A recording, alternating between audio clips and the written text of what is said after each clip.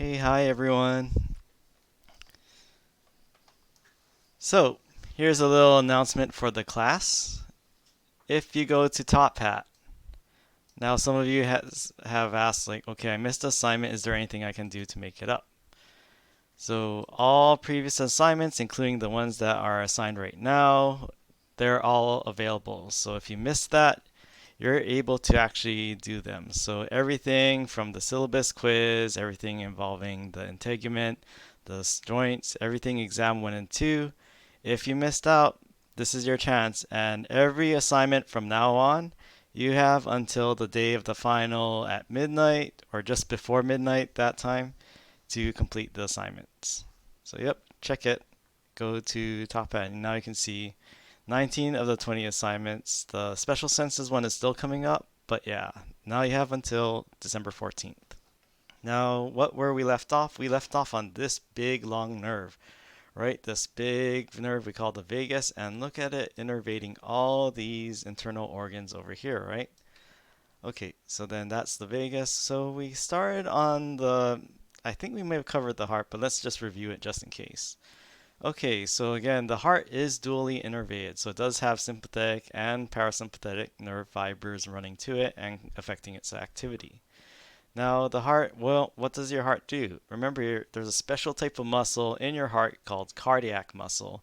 So your heart is a muscle and remember that muscle tissue contracts. So your heart contracts, and why does it contract? Well, every time your heart contracts, it squeezes blood. So your heart is the pump that keeps blood circulating throughout your body, right? Okay, so your heart is beating. Now, what does the sympathetic nervous system do? It increases your heart rate and increases contraction. So the contractions that pump blood, well, if you start contracting that muscle even harder, it's going to shrink the heart more with every contraction. So that's a big difference in volume. If you go from this to this, where's that blood going to go? It's going to go shooting out of the aorta or the pulmonary arteries here. So it's going to go pump that blood. So you're going to pump more blood with increased contractions. Now, increase heart rate. Heart rates are also measured if you have a music background in beats per minute. So every heartbeat is a beat. So what does that involve? So it actually involves something, we'll cover more of this in PHYL 142, something we call cardiac output. Basically, it's what volume of blood or the rate you're pumping out blood from your heart. So it involves both your heart rate and how much your heart is actually contracting.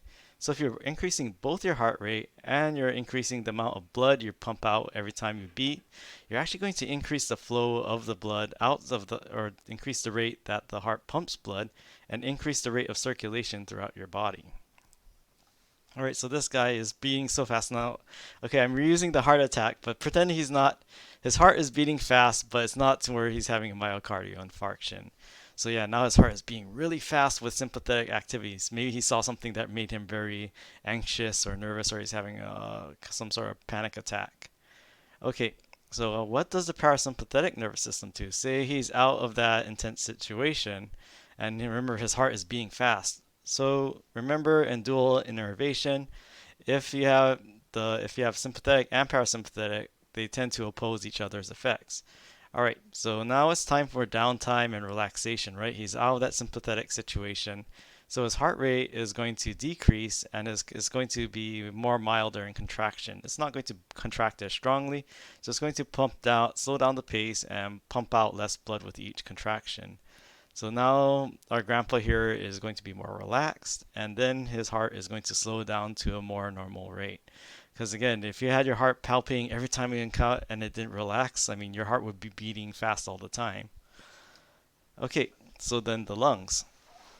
So your lungs, what does the sympathetic nervous system do? Well, again, remember that even though the sympathetic nervous system is often activated during stressful situations, what's a classic example I love to use? Exercise, right?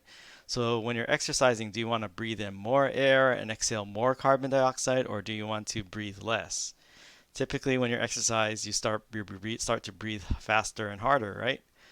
Okay, so what happens to your lungs? Well, the airways. So the thing about your lungs, they actually have all this smooth muscle lining these airways here. So what they do is open and dilate. And again, dilate might be a new word to your vocabulary. That means it's increasing in diameter. So when your airways dilate, they're opening up. Now, lungs are dually innervated. So what do you think parasympathetic nervous system does? So the parasympathetic nervous system is going to constrict your lungs. So this is why I kind of like use that vagus. Like remember the vagus nerve is involved in a lot of the parasympathetic responses. So I think like okay, when that's why I don't really like going to Vegas because the casinos are really smoky and well and not a good time, especially right now to go there for other respiratory reasons. But again, airways close and constrict, so that's what happens with the parasympathetic nervous system. They're starting to close up.